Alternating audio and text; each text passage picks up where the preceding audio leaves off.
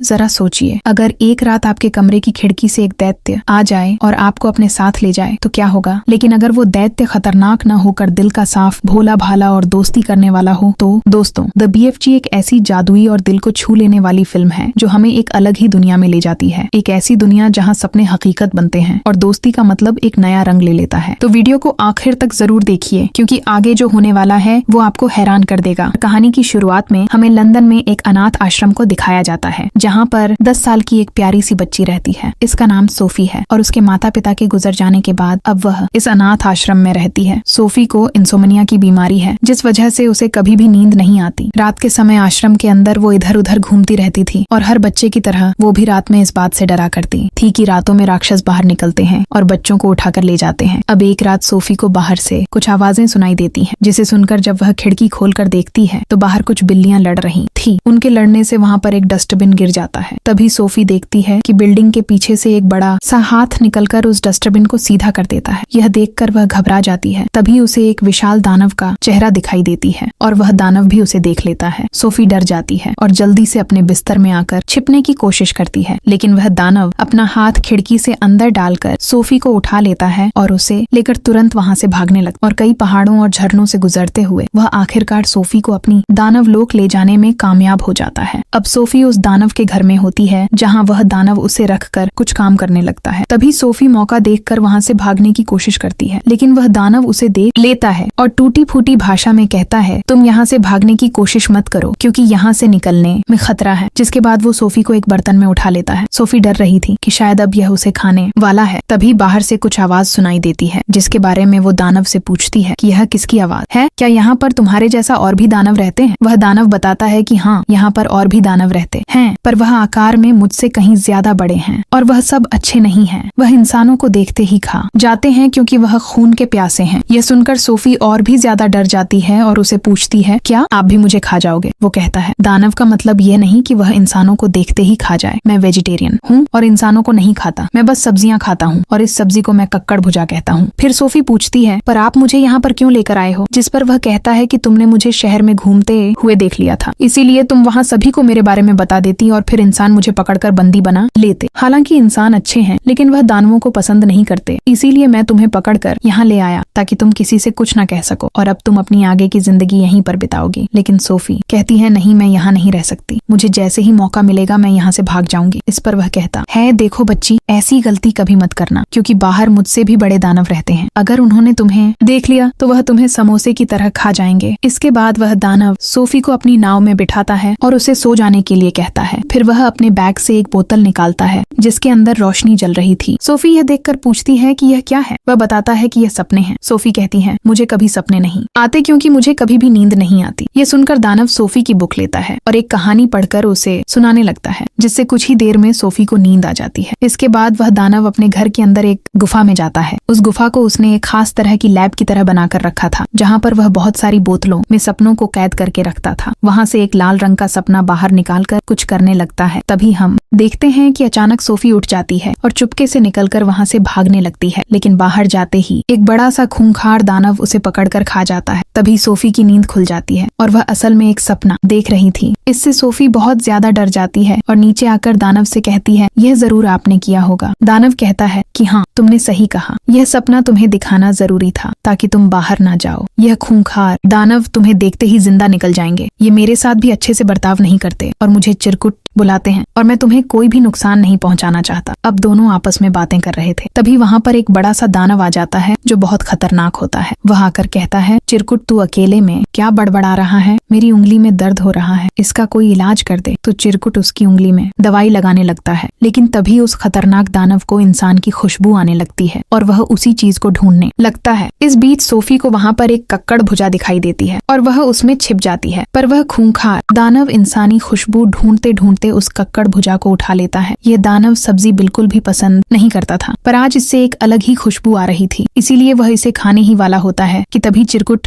Sophie को देखकर उस दानव को रोक लेता है और कहता है, तुम तो मांसाहारी हो, तुम सब्जियों से नफरत करते हो तो ये मुझे दे दो। इसके बाद वह इसको फेंक कर बाहर चला जाता है। फिर चकुट कक्कड़ भुजा को उठाकर ले आता है, जिसके अंदर से सोफी बाहर निकलती है। सोफी इसके अंदर जाने से पूरी तरह गंदी हो गई थी, तो चिरकुट उसे हाथ में उठाकर अपनी लैब वाली गुफा में ले जाता है और वहाँ पानी से उसे नहला देता है। फिर उसे पहनने के लिए कुछ कपड़े भी देता है। इसके बाद वह अपने काम पर जाने वाला होता है। तो सोफी उससे पूछती है, आप कहाँ जा रहे हो? वह कहता है कि मैं हर रोज की तरह सपने पकड़ने जा रहा हूँ, पर अब से तुम यहाँ पर सुरक्षित रहोगी। लेकिन सोफी कहती है, मैं भी आपके साथ चलूंगी। पर वह समझाने लगता है कि तुम नहीं जा सकती, क्योंकि अगर किसी मांसाहारी दानव ने तुम्हें देख लिया तो वह तुम्हें खा जाएगा। मगर सोफी जिद करने लगती है, इसलिए वह भी मान जाता है। इसके बाद चिरकुट सोफी को लेकर कोई आवाज किए बिना यहाँ से निकलने की कोशिश करता है। सभी बड़े दानव सो रहे होते हैं, लेकिन तभी एक दानव जागकर उसे पकड़ लेता है और पूछता है, चिरकुट तू कहाँ जा रहा है? तभी बाकी सारे भी उठ जाते हैं और इस बीच सोफी जाकर एक कार में छिप जाती है। चिरकुट कहता है, मैं बाहर अपने काम से जा रहा हूँ। तो वह कहता है, तू बाहर नहीं जा सकता। अगर इंसानों को हमारी जगह के बारे में पता चला तो वह हमें बंदी बना लेंगे। इसके बाद सभी बड़े दानव मिलकर चिरकुट को परेशान करने लगते हैं। लेकिन थोड़ी देर में यहाँ पर बारिश होने लगती है और इन दानवों को पानी से बहुत डर लगता था, इसलिए वह सभी एक गुफा में छिपने लगते हैं। इसका फायदा उठाकर चिरकुट सोफी को लेकर वहाँ से निकल जाता है। इसके बाद वह एक ऊंचे पहाड़ पर चढ़ने लगते हैं और जाते जाते बादलों से भी ऊपर चले जाते हैं। वहाँ का नजारा देखकर सोफी को बहुत अच्छा लग रहा था। वह कहती है, आसमान के तारे यहाँ से कितने खूबसूरत लगते हैं। चिरकुट कहता है कि हाँ, यहीं पर सपनों का देश है और मेरे अंदर बहुत सारी शक्तियाँ हैं। मैं उन तारों के टिमटिमाने की आवाज सुन सकता हूँ।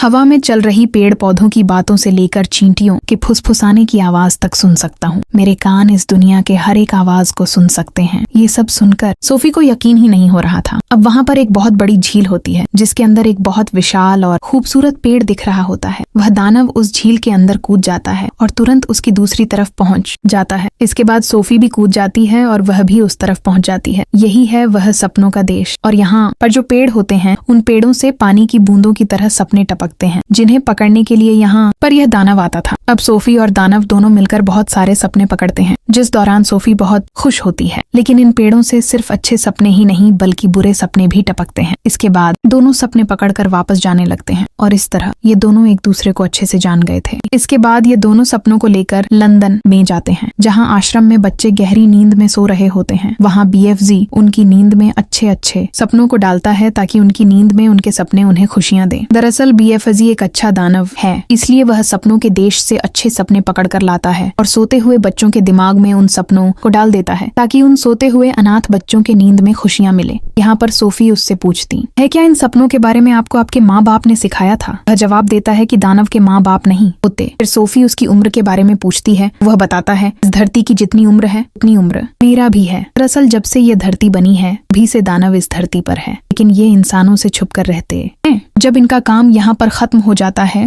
ये वापस दानव लोग चले जाते हैं। भी सोफी अपने कंबल बारे में पूछती हैं कि मेरा कंबल कहाँ है। चल में उसका कंबल गलती से दानव लोक में रह गया था। इस बात से BFG परेशान हो जाता है, कहता है तुम्हें वापस नहीं जाना चाहिए कि उन खूंखार दानवों को पता चल चुका होगा कि वहाँ पर कोई इंसान भी था। वह एक और बात बताता है कि बहुत पहले मुझे हमारी तरह एक नन्हा दोस्त मिला था, मैं दानव लोक ले गया था। इन्हें मुझे पढ़ना लिखना सिखाया। तो लाल जैकेट तुमने पहनी है, यह उसी नन्हे दोस्त की थी। लेकिन इससे पहले मैं उसे वापस उसकी दुनिया में लेकर आ पाता, तब तक बहुत देर हो चुकी थी और मैं नहीं चाहता कि तुम्हारे साथ भी ऐसा कुछ हो। यह बोलकर वह सोफी को छोड़कर वहाँ से जाने लगता है। हालांकि सोफी उसे रोकने की कोशिश करती है, पर वह सोफी की जान खतरे में नहीं डाल सकता था। सोफी बहुत दुखी हो जाती है, जिसके बाद वह अपने अनाथ आश्रम आ जाती है और बालकनी में जाकर खड़ी हो जाती है। पर वह जानती थी कि BFG कहीं आसपास ही है। ये सोचकर वह वहाँ से कूद जाती है, पर BFG आकर वह नीचे गिरने से पहले पकड़ लेता है और अब उसे सोफी की जिद एक बार फिर से माननी पड़ती है। इसके बाद वह उसे वापस दानव लोक में ले जाता है, जहाँ पर सभी खूंखार दानव उसका इंतजार कर रहे होते हैं, क्योंकि उन सबको पता चल चुका था कि चिरकुट के पास कोई इंसान है और वह किसी भी हालत में उस इंसान को खाना चाहते हैं। अब सोफी और BFG गुफा के अंदर कोई तरकीब सोच रहे थे कि अब क्या किया जाए। इतने में धीरे धीरे सभी दानव अंदर आ जाते हैं और कहते हैं, चिरकुट तूने वह इंसानी बच्चा कहाँ छुपा कर रखा है? उसका कंबल तो हमारे पास है। BFG कुछ नहीं बोलता, पर वह सोफी को ढूंढने के लिए उसकी बाकी सारी चीजों को तहस नहस करने लगते हैं, लेकिन सोफी बहुत मुश्किल से किसी तरह उनकी नजरों से बच जाती है। तभी BFG सोफी की खुशबू वाली कंबल में आग लगा देता है और उनको डराकर यहाँ से भगा देता है। वहीं सोफी अभी भी छिप रही होती है और तभी वहाँ पर उसे एक तस्वीर नजर आती है। ये तस्वीर इंग्लैंड की क्वीन की होती है, जिसे देखने के बाद सोफी को एक आइडिया आता है। वह BFG से कहती है कि आप एक बहुत ही भयानक सपना बनाओ और इस सपने में आप महारानी को यह दिखाना कि सारे खूंखार दानव इंग्लैंड में हैं जो बच्चों को मारकर खा रहे हैं, और साथ ही साथ इस सपने में मुझे और अपने आप को भी डालना, ताकि बाद में जब हम उनके सामने जाएं तो हमारी बात पर उन्हें यकीन हो जाए। इसके बाद BFG ऐसा ही करता है। वो एक भयानक सपना बनाता है जिसके अंदर दानव लोक के सभी दानवों को डाल देता है और ऐसे तैयार करता है जैसे खूंखार दानव बच्चों को जिंदा निगल रहे हैं। इसके बाद वह सोफी के साथ बहुत होशियारी से राजमहल के उस जगह पर पहुंच जाता है जहाँ पर क्वीन सो रही थी। फिर बिना देर किए महारानी के नींद में वह सपना डाल देता है, वह जैसे उन्हें दिखाना चाहते थे। पूरा सपना देखने के बाद महारानी डरी हुई हालत में जागती है क्योंकि यह बहुत ही भयानक सपना था। इसके बाद क्वीन इस सपने के बारे में अपनी मेड को बताती है। मेड कहती है, आप इतना मत घबराए, ये बस एक सपना था। फिर जब वह अखबार देखती है तो कहती है, ये तो बहुत अजीब बात है, कल रात को बहुत सारे बच्चे अपने घरों से अचानक गायब हो गए, ठीक उसी तरह जिस तरह से आपने सपना देखा। तभी क्वीन को खिड़की पर किसी के होने का एहसास होता है तो वह पर्दे हटाने के लिए कहती है और पर्दे हटाने के बाद खिड़की पर सोफी होती है। दरअसल यह भी उन्होंने क्वीन के सपने में डाली थी और साथ ही BFG को भी। क्वीन यह तो समझ जाती है कि सोफी सपने में भी पर कोई दानव भी उसके साथ होगा। इस पर अब तक उन्हें यकीन नहीं था, लेकिन सोफी BFG के बारे में बताती है कि वह सच में मेरे साथ आए हैं और आपसे मदद मांगना चाहते हैं, मगर आप उसे नुकसान ना पहुंचाने का वादा करती हैं तो वह सामने आएंगे। तो क्वीन कहती है, ठीक है, ऐसा हम कुछ नहीं करेंगे। इसके बाद BFG सामने आता है जिसे देखकर सभी सिपाही होशियार हो जाते हैं। क्वीन सबको हथियार डाल देने के लिए कहती है क्योंकि उन्हें सोफी पर अब पूरा यकीन हो चुका था। फिर BFG क्वीन के सामने आकर अपनी बात उसके सामने रखने की कोशिश करता है, लेकिन वह अच्छे से बोल नहीं पाता था, इसलिए शब्दों को उल्टा सीधा बोलने लगता है। पर क्वीन BFG और सोफी की सभी बातें समझ जाती है कि वह किस लिए यहाँ पर आए हैं। फिर क्वीन दोनों को अंदर बुलाने का इंतजाम करती है और सोफी को भी अच्छे से तैयार करवा के उसे अपने साथ खाना खाने के लिए ले जाती है। लेकिन महल के अंदर BFG अच्छे से फिट नहीं हो पा रहा था, पर क्वीन के लोग अच्छे से उसके बैठने का इंतजाम करते हैं। उसके सामने खाना रखने के लिए सीढ़ी लगाकर टेबल पर खाना देते हैं और उसे अच्छा और स्वादिष्ट खाना खिलाया जाता है। सोफी भी अच्छा खाना देखकर बहुत खुश होती है क्योंकि आश्रम में इतना अच्छा खाना कभी नहीं मिलता था। इसके बाद महारानी को यह सारी बातें सच बताते हैं कि कैसे दानव लोक में कुछ ऐसे खूंखार दानव हैं जो बच्चों और इंसानों को खा जाते हैं और वह कभी भी शहरों में आकर इंसानों पर हमला कर सकते हैं। यह सुनकर महारानी इनकी मदद करने के लिए तैयार हो जाती है और अपनी आर्मी को BFG के साथ भेजने का फैसला करती है। दरअसल दानव लोक में कोई भी नहीं पहुंच सकता था, इसलिए BFG इन्हें रास्ता बताता है और महारानी की आर्मी बड़े बड़े हेलीकॉप्टर लेकर उसके पीछे पीछे बहुत दूर जाने के बाद आखिरकार दानव लोक तक पहुंच जाते हैं। अब वह सब एक जगह रुक जाते हैं क्योंकि वह एक प्लानिंग के साथ उन पर हमला करना चाहते हैं। BFG और सोफी अंदर जाकर प्लान बनाने लगते हैं। BFG कहता है, मैं आज ऐसे सपने बनाऊंगा जिसे देखने के बाद इन खूंखार दानवों को अपने की पर शर्मिंदगी की होगी। फिर वह ऐसा सपना बना भी लेता है, लेकिन जब सपनों को इन सोए हुए दानवों के दिमाग में डालने जाता है तो उसे याद आता है कि सपने फूंकने वाला वह खास शंख क्वीन के महल में वह भूल आया है और इसके बिना ऐसा नहीं किया जा सकता क्योंकि इन खूंखार दानवों के पास जाना खतरों से खाली नहीं है। लेकिन तभी सोफी उस सपने वाली डब्बे को उठाती है और उस जगह पहुंच जाती है जहाँ पर सारे दानव सोए हुए थे। लेकिन इससे पहले कि वह उस डब्बे को खोलती, उन सबका सरदार जो साइज में इन सबसे बड़ा था वह जाग जाता है और सोफी को देख लेता है। फिर जैसे ही सोफी पर हमला करने वाला होता है तो सोफी उस डब्बे को तोड़ देती है और बाकी दानवों के दिमाग में वह सपने चले जाते हैं। इसके बाद जब सारे दानव जागते हैं तो उनके अंदर शर्मिंदगी की होती है और वह रोने लगते हैं कि हमने इंसानों को मार के अच्छा नहीं किया। लेकिन उनका सरदार पूरे होश में होता है, वह गुस्से में सोफी को मार पाता। तभी BFG आकर उसका हाथ पकड़ लेता है, लेकिन BFG इनके सामने बहुत छोटा है। वह दानव BFG को अपने हाथ में उठाकर मारने वाला होता है। तभी क्वीन के आर्मी हेलीकॉप्टर लेकर आ जाते हैं। ये दानव बहुत ही विशाल थे, इसलिए इन्हें पकड़ने में थोड़ा मुश्किल तो होता है, लेकिन आर्मी इनको बहुत मुश्किल के बाद जकड़ने में कामयाब हो जाते हैं और फिर हेलीकॉप्टर से उन्हें अपने साथ ले जाने लगते हैं। वहाँ से बहुत दूर ले जाने के बाद समंदर के बीचों बीच एक आइलैंड पर उन्हें छोड़ देते हैं जहाँ पर चारों तरफ सिर्फ पानी है। ये दानव पानी से डरते हैं, इसलिए समंदर पार नहीं कर सकते और अब ये हमेशा हमेशा के लिए इस आइलैंड पर कैद हो चुके हैं। क्वीन यहाँ पर इनके लिए कक्कड़ भुजे के बीज भी फेंकवाती है ताकि यह उन बीजों से यहाँ पर खेती करें और जिंदगी भर ऐसे ही कक्कड़ भुजा खाते रहे जिन्हें खाना वह सबसे ज्यादा नफरत करते हैं। अब कहानी के आखिर में दिखाया जाता है कि सोफी को क्वीन ने आश्रम से अपने महल ले आई है और अब वह उसके साथ महल में रहती है। अब उसे अकेलापन और उदासी बहुत कम महसूस होती है। उसका जब मन चाहे वह BFG से बातें कर सकती है क्योंकि BFG के कान इस दुनिया दुनिया के हर एक आवाज को सुन सकती है। वहीं BFG भी दानव लोक में बहुत खुश है, क्योंकि अब वो सिर्फ कक्कड़ बुझा नहीं बल्कि और भी कई सारी सब्जियों की खेती करता है और उसकी जिंदगी में अब कोई परेशानी नहीं है। सोफी हर रोज सुबह उठकर खिड़की के पास जाती है और BFG को गुड मॉर्निंग कहती है। ये सुनकर BFG बहुत खुश होता है और उसे बहुत मिस करता है। और इसी के साथ ये प्यारी सी कहानी यहीं पर खत्म हो जाती है। तो दोस्तों, मैं उम्मीद करती हूँ कि ये कहानी आपको बेहद पसंद आई होगी। तो दोस्तों, अगर आपको हमारी वीडियो वाकई में पसंद आई है तो इसे लाइक जरूर करना और चैनल को सब्सक्राइब करना। मिलते हैं अगली वीडियो में।